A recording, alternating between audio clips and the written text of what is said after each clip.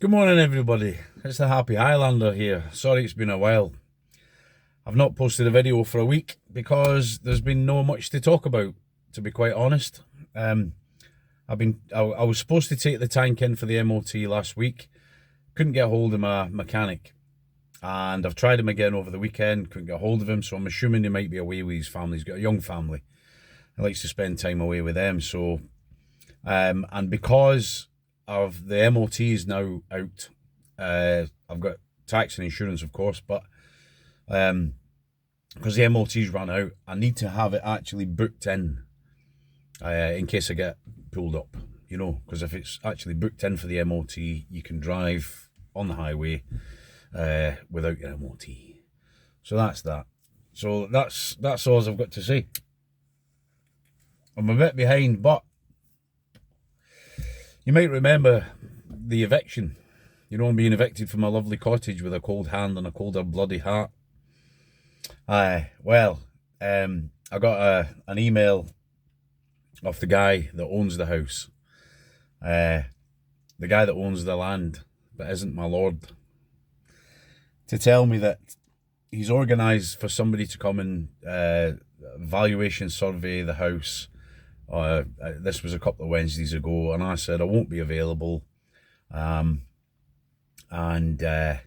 fitted extra locks on the house and security cameras because he was saying in his email, if I'm not going to be in attendance, him or he's going to turn up with his son as well, his eldest son, they're going to let themselves in.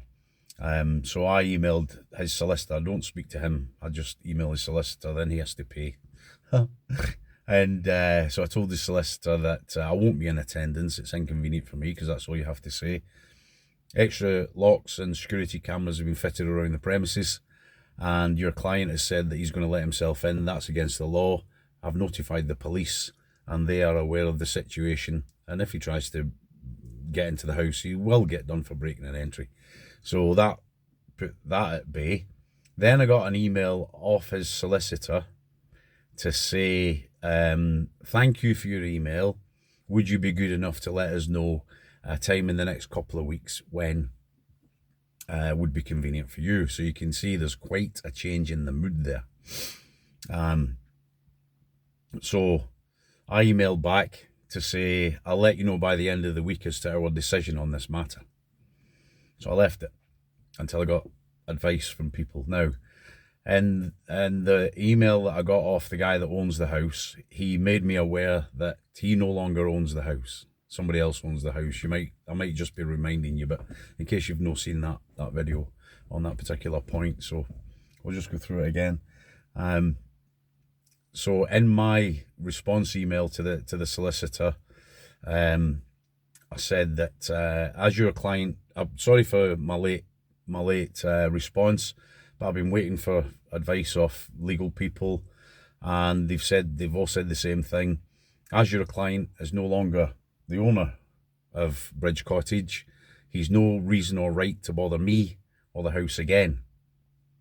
And if the new owner wishes to take possession of the property, he's going to have to start a new eviction notice from scratch through the due legal process. And I finished with saying, finally, your client's eviction notice is now officially null and void. So basically, it doesn't really matter that I didn't get the MOT done. I don't need to panic because I've been bought more time.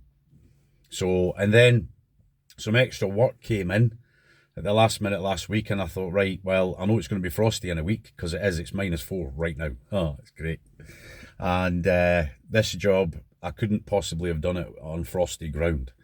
So I just thought, well, doesn't matter. I'll get thrown into that, and I earned myself good money last week. So the money I earned last week collectively will pay for all the insulation and probably most of the cladding. So that's good. I've not invoiced for it yet, but it's there, and the people I work for are always very, very good payers.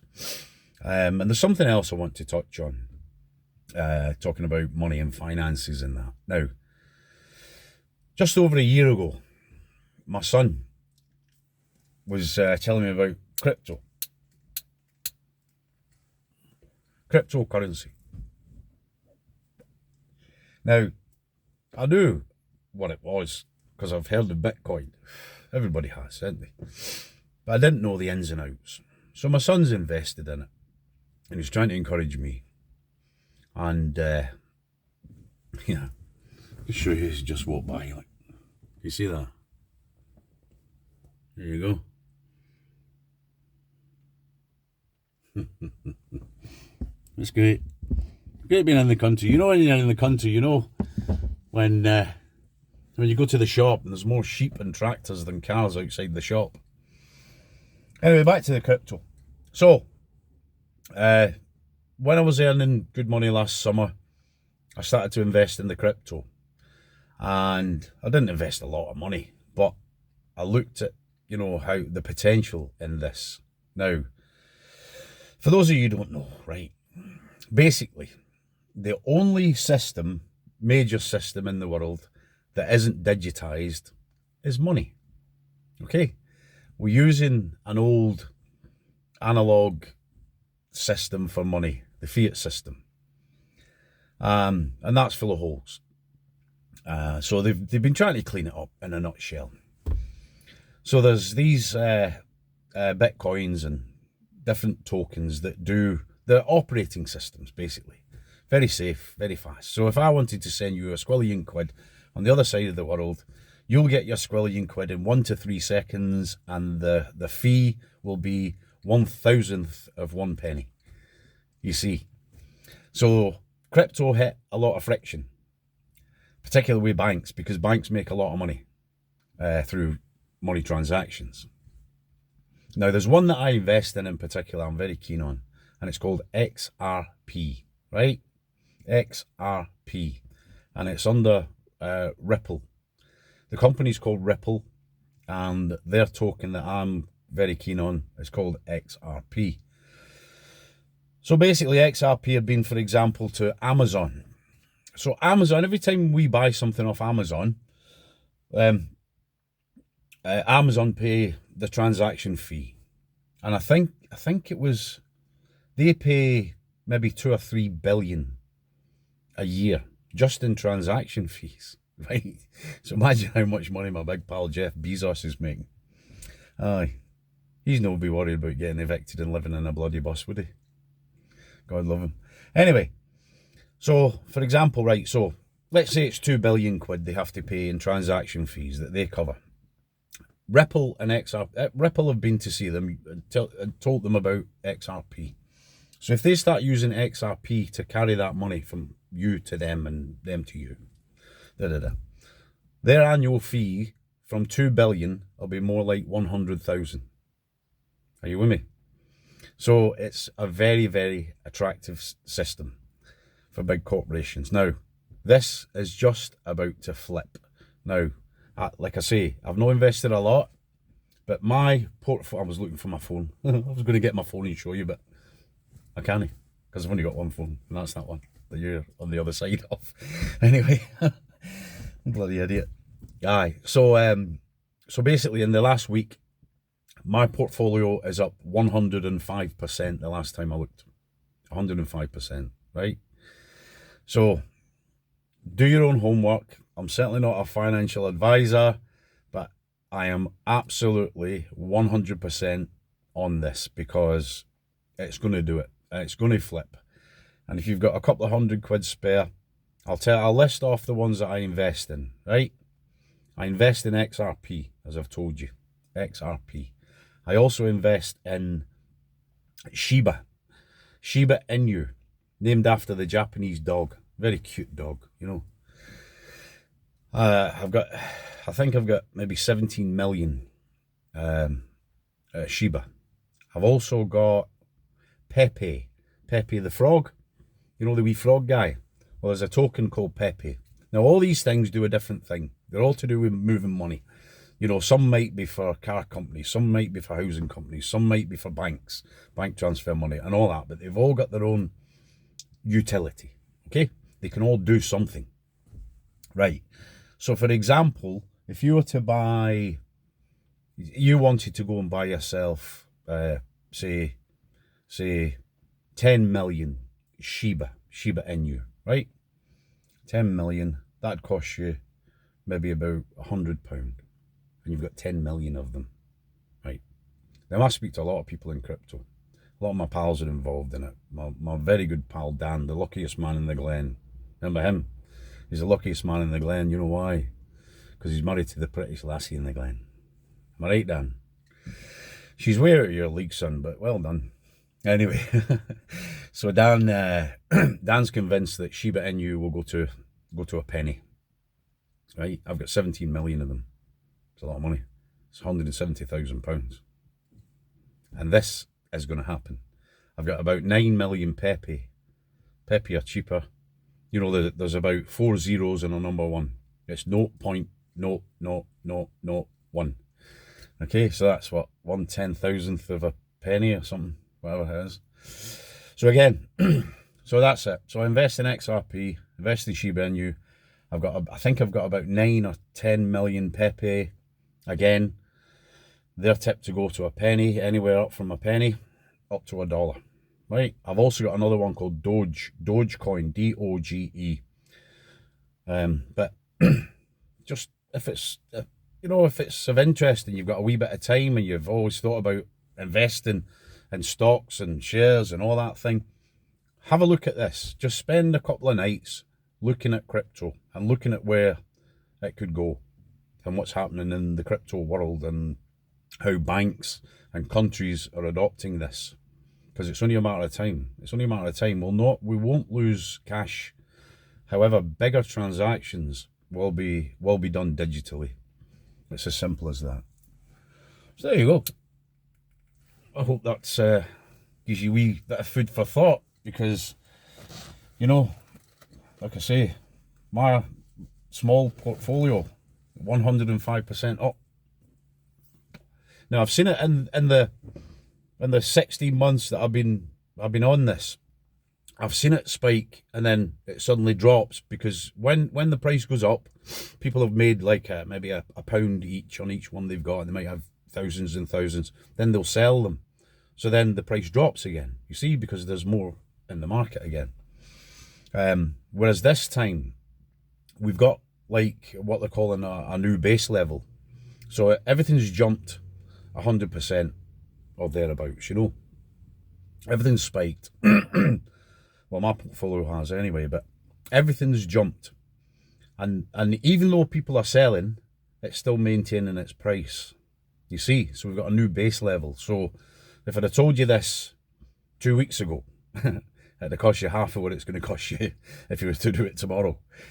But you're still very early. You see, I was told when I bought into this, everything was cheap. I mean, case in point, Bitcoin, right? Everybody's heard the stories about people buying a pizza with a Bitcoin, right? Well, Bitcoin is at £72,000 each now. When I came out from the war, doing my grey ops work out there, my son-in-law Josh says to me, "Oh, Frank, you need to buy Bitcoin, buy Bitcoin, buy Bitcoin." He says to me, "If you buy £10,000 worth of Bitcoin," and I very easily could have done, I wasted more than that on cars. If you buy £10,000 worth of Bitcoin today, Frank, you'll be a billionaire in 10 years. I'm like, what? That's a million with a B, Josh. What are you talking about? Well, I was naive. And of course he was right. He was right, because £10,000 would have bought me, I don't know, maybe 100,000 Bitcoin. 10,000 or whatever it might be. Aye, so, but the same thing's about to happen again, but with these smaller tokens. They call them altcoins or stable coins, things like that. But like I say, I'm not any kind of a financial advisor, anything like that, but I know it's going to work, and I hope it works for you, because you're all my pals on the other side of this thing. 838 of us now, so there is. So like I say, I hope that gives you a wee bit of food for thought. I've just come down to the marina because I've been to do a couple of jobs. I was chopping logs this morning, and then I went off to this the Colt house, the one with the broken heartstone, to drain the water there. because there's going to be nobody in it for a few weeks. So I've drained the water off because it's very, very cold at the moment, and the insulation in that wee wooden house isn't very good. So to stop the pipes busting, I've just done that. Now I've just came down here to make this wee video and give you a wee bit of soul food. Come on, we'll go and have a wee look. Flip you around and then I can see what you're seeing. Here we go, this is Marina. I cut the grass here. Well, I used to, but there's new people took it over and they have their maintenance guy do it. But he does a smashing job. Big Will. Oh, he's a good lad. Here we go. Like that. Got the snow in now, and it's awfully cold. Icy, icy wind. But look, there's a big shiny yellow thing in the sky there.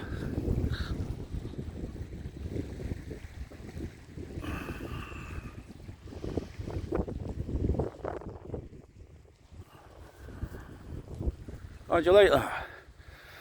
I'm going home. I've got work to do at home. I've got materials to order for work this week, and I'm going to try my best to get a hold of the mechanic and see if I can get the tank booked in for its MOT. Like I say, there's no big panic.